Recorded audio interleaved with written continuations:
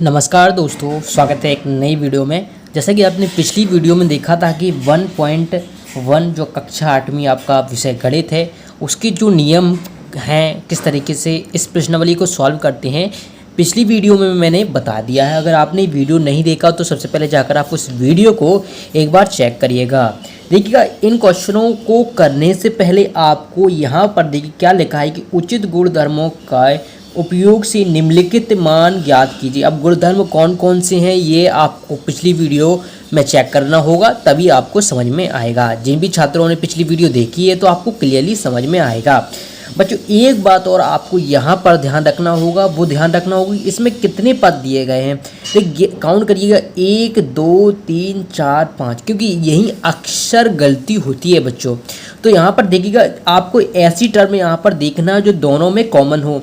तो यहाँ पर मुझे एक ऐसी संख्या दिख रही है 3/5 और 3/5, वो क्या है, दोनों में कॉमन है। और यहाँ पर एक पूरा टर्म कब होता है, जब प्लस माइनस का वहाँ पर बीच में लगा होता है। तो ये वाला पूरा पद यहाँ पर एक पद है, ये दूसरा पद है, ये पूरा तीसरा पद है। यानी कि यहाँ पर पूरे बोले जाएँ तो 3 पद यहाँ पर दिए गए हैं। तो चलिए अब हम इसे सॉल्व करते हैं। तो बच्चों, हम सबसे पहले क्या करते हैं, इस 2/3 को यहाँ पर लिखते हैं। इसके बाद यहाँ पर हम 3/5 लिखते हैं और यहाँ पर माइनस का 3/5 हम इधर ले आते हैं। ये आपको पता ही होगा, क्रम में नियम से हमने ये किया है। और प्लस के 5/2 यहाँ पे चले जाएंगे। यहाँ तक किसी भी छात्र को कोई भी परेशानी नहीं होगी। हमने यहाँ पर क्रम विनिमय नियम का उपयोग किया है। अब जिस भी छात्र को पता नहीं कि क्रम विनिमय नियम क्या होता है, पिछली वाली वीडियो को एक बार जाकर ज़रूर देखें। अब देखिएगा बच्चों, यहाँ पर आपको 3/5 और 3/5 कॉमन आ रहा है। तो यहाँ से हम 3/5 संख्या को कॉमन ले लेते हैं। तो यहाँ से देखिए, अब आपको क्या करना होगा, 3/5 आपका माइनस में लेना होगा, क्योंकि ये माइनस का है। ये अंदर संख्या आपकी प्लस में हो जाएगी। तो जैसे ही लेंगे तो ये आपका प्लस में हो जाएगा 2/3, ठीक है। और यहाँ से 3/5 बाहर चला गया और यहाँ से 3/5 बाहर चला गया, माइनस माइनस आपका प्लस हो जाएगा और यहाँ से 1 आपका 6 बचेगा, प्लस के 5/2 आपका यहाँ से हो जाएगा। यहाँ तक किसी भी छात्र को कोई भी परेशानी या दिक्कत नहीं आई होगी, आशा करता हूँ। इसके बाद बच्चों आपको क्या करना होगा, इसका एलसीएम लेना है। तो एलसीएम बच्चों किस तरीके से लेते हैं मैं आपको बता देता हूँ। देखिएगा, यहाँ पर हमें एलसीएम लेना है 3 और 6 का।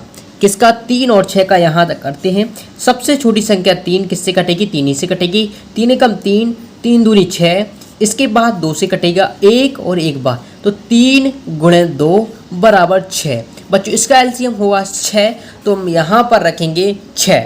तो देखिएगा, यहाँ पर हम करते हैं माइनस के 3/5 और यहाँ से हम एलसीएम में रखते हैं 6, ये हो जाएगा आपका 2। अब बच्चों, यहाँ पर अक्सर गलती करते हैं, इसका भाग कहाँ देना होता है, जो नीचे वाली संख्या है उसका ही नीचे वाली संख्या में भाग देते हैं। तो 3 दूनी 6, तो 2 बार जाएगा, प्लस 1 ऐसे कैसे उतार दिएगा। इसके बाद 6 एकम 6 1 बार जाएगा। इसके बाद इस कोष्ठक को हम करते हैं बंद और 5/2 ऐसा का ऐसा रह जाएगा। यहाँ तक कोई भी समस्या नहीं आई होगी, मैं आशा करता हूँ, ठीक है। चलिएगा, इसके बाद कुछ नहीं करना, इसको सॉल्व करिएगा। 3/5 इस तरीके से रखा रहने दीजिएगा। 2 दूनी 4 हो जाएगा, प्लस का 1 हो जाएगा और नीचे 6 का 6 ऐसा का ऐसा रह जाएगा, प्लस की 5/2 यहाँ पर आ जाएगा। अब बच्चों, इसको आपको ऐड करना है, तो ऐड करना आपको आता ही होगा। 3/5 आपका ऐसे कैसा ही रह जाएगा, 4 1 5 हो जाएगा, 5/6 और प्लस के 5/2 इस तरीके से रह जाएंगे। अब इस कोष्ठक को खोलेंगे तो 3/5, तो ये कोष्ठक लगा हुआ, इसका मतलब होता है बच्चों इनटू, यानी गुणा इसका मतलब होता है। तो 5/6 हमने कर लिया, प्लस के 5/2 ये कर लिया। अब बच्चों, यहाँ पर आपको कुछ ऐसी संख्या दिख रही होगी जो कट सकती है। तो कौन सी संख्या है जो कट सकती है, तो बच्चों देखिए, वो है आपकी 3 दूनी 6, 5 से 5 घटा, तो यहाँ पर आपकी नीचे 1/2 आएगा और यहाँ पर प्लस की 5/2 पहले का ही था।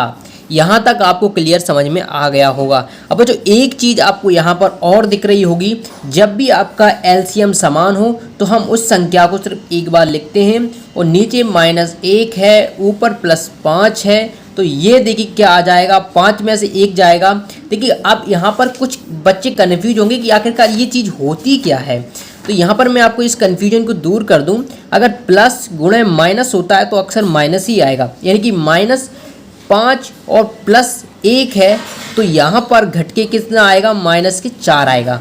अगर बच्चों यहाँ पर -1 है और +5 है तो यहाँ पर घटेगी संख्या, क्या बच्चों घटेगी, तो संख्या इनकी प्लस माइनस माइनस होता है, लेकिन 4 आएगा, लेकिन प्लस की संख्या आएगी। क्यों, ये अभी तक आपको पता नहीं होगा, क्योंकि जो संख्या बड़ी होती है उसका ही चिन्ह आगे जाता है, ये ध्यान रखिएगा।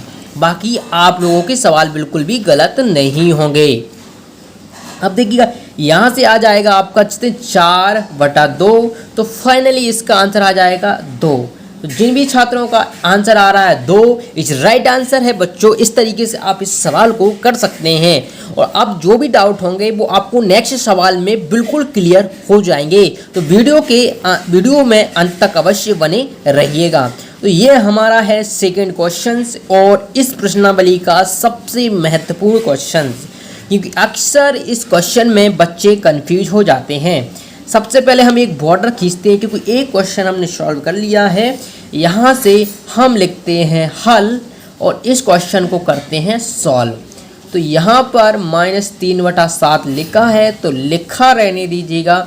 जैसी संख्या लिखी है वैसी संख्या को एक बार लिख दीजिएगा और अब ये बताइएगा कितने पद दिए गए हैं। बच्चों ये पूरा 1 पद है, ये 2 पद है, ये 3 पद हैं। इस वाले सवाल में भी 3 पद थे, इस वाले सवाल में भी 3 पद हैं। तो बच्चों कोई दिक्कत परेशानी वाली समस्या नहीं आनी चाहिए। ठीक है बच्चों, चलिए अब देखिएगा यहाँ पर कुछ ऐसा देखिएगा जो हम चीज़ों में सेम देखें। तो यहाँ पर मुझे लग रहा है कि 2/5 और 2/5 इज क्या है, दोनों में सेम है। तो हम क्रम विनिमय नियम लगाकर क्रम को चेंज कर देंगे। देखिएगा क्रम विनिमय नियम क्या होता है, मैंने पिछली वाली वीडियो में भी आपको बता रखा है। यानी कि अगर 2 × 3 करो तो भी 6 आएगा और 3 × 2 करो तो भी 6 आएगा। इसमें आंसर में कोई फेरबदल नहीं होता। ये क्रम विनिमय नियम है आपका। बच्चों अब आपको ये क्रम विनिमय नियम कभी नहीं भूलोगे। तो यहाँ पर अब देखिएगा बच्चों, अब आपको क्या करना होगा।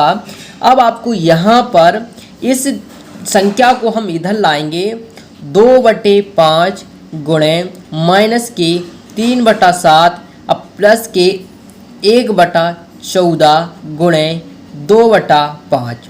अब यहाँ से ये संख्या इधर ले जाएंगे, 1/6 गुणे 3/2। यहाँ तक सभी को क्लियर हो गया होगा, कोई भी डाउट या कोई भी समस्या नहीं रही होगी। अब हमें यहाँ से 2/5 कॉमन लेना है, तो यहाँ से 3/7 बचेगा, यहाँ से आपका प्लस का 1/14 बचेगा और 2/5 यहाँ बाहर आ चुका है, तो हम उसे एज इट इज ऐसा का ऐसा रख देंगे। यहाँ से ये 3/2 है। अब बच्चों यहाँ पर 7 और 14 का एलसीएम निकालना होगा, तो यहाँ पर हम निकालते हैं 7 और 14 का एलसीएम। 7 से ही कटेगा, 1 बार कटेगा, 2 बार कटेगा, यहाँ से 2 से काटो 1 बार कटेगा, तो ये 7 × 2 = 14। इसका एलसीएम आया 14, तो हम यहाँ पर रखेंगे अब 14। तो यहाँ पर 2/5 ऐसा का ऐसा, इसके बाद नीचे आपकी 14 आएगा, इसका एलसीएम है। इसका बाद -3 उतारेंगे, इसका भाग इसमें देते हैं। ये ध्यान रखना, नीचे वाली संख्या का भाग नीचे वाली संख्या हम देते हैं और कितनी बार जाता है वह संख्या हम यहाँ पर लिखते हैं। तो 7 दूनी 14 प्लस 1 उतारते हैं और 14 का भाग 14 में देंगे, तो सिर्फ 1 बार जाएगा, ये आप सभी को पता है। यहाँ पर और हम छोटा कर सकते हैं, 3 दूनी 6, ये कट जाएगा, 3 दूनी 6, तो यहाँ से 1/4 आ जाएगा। यहाँ तक सभी छात्रों को क्लियर होगा, कोई भी डाउट नहीं होगा। ठीक है, अब इस 2/5 को हम ऐसा का ऐसा रखते हैं, इससे हम छेड़छाड़ी नहीं करेंगे। इसका गुणा इसमें करेंगे तो -6 आएगा, प्लस का ऐसे कैसे उतारेंगे और ये आपका 1 आएगा, नीचे आपका 14 है और माइनस के 1/4 आपका ऐसा का ऐसा रहेगा।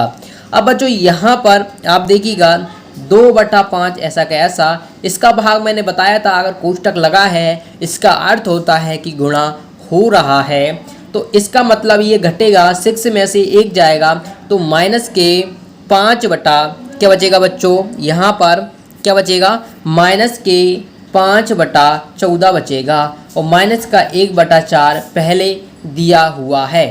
अब यहाँ से आप लोग देख सकते हैं हम इस संख्या को काट सकते हैं, 2 एकम 2, 2 सत्ते 14 और 5 से 5 कट जाएगा, यानी कि ऊपर बचेगा माइनस का 1, नीचे बचेगा कितना बचेगा, नीचे बचेगा हमारा कितना बचेगा 7, कितना बचेगा ये 7 बचा और माइनस का 1/4 पहले से दिया हुआ है।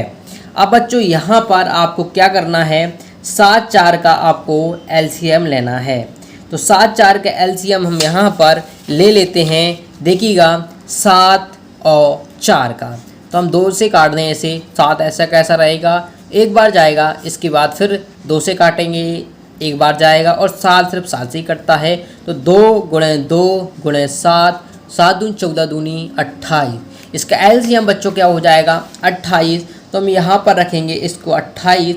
अब -1 इसका भाग इसमें देते हैं, 7 चौके 28 जाएगा और इसके बाद ये माइनस हो जाएगा और 1 का भाग देंगे 28 में, तो कितनी बार जाएगा यहाँ पर देखिएगा 7 चौके 28, 4 सत्ते 28 यानी कि 7 बार जाएगा। इसका इसे सॉल्व करेंगे तो माइनस की 4 आ जाएगा, इसे सॉल्व करेंगे तो माइनस की 7 आ जाएगा और अपॉन में 28 आपके हैं। तो इसे हम सॉल्व करते हैं तो ये आपका कुछ आता है, कितना आएगा बच्चों, माइनस के 11, यानी कि माइनस माइनस आपका प्लस हो जाता है, जुड़ जाती है संख्या और बटे में आपका 28 है। तो फाइनली बच्चों आपका यही आंसर राइट है। तो इस तरीके से आज की इस वीडियो में हमने दोनों क्वेश्चन को सॉल्व किया है। ये दोनों क्वेश्चंस आपके एग्जाम के लिए बहुत ज़्यादा महत्वपूर्ण हैं। अगर आप इसकी PDF डाउनलोड करना चाहते हैं तो गूगल पर सर्च करिएगा, आप यहाँ पर एक बार देख लीजिएगा आपको क्या सर्च करना है। गूगल पर आपको सर्च करना है क्लास 8 मैथ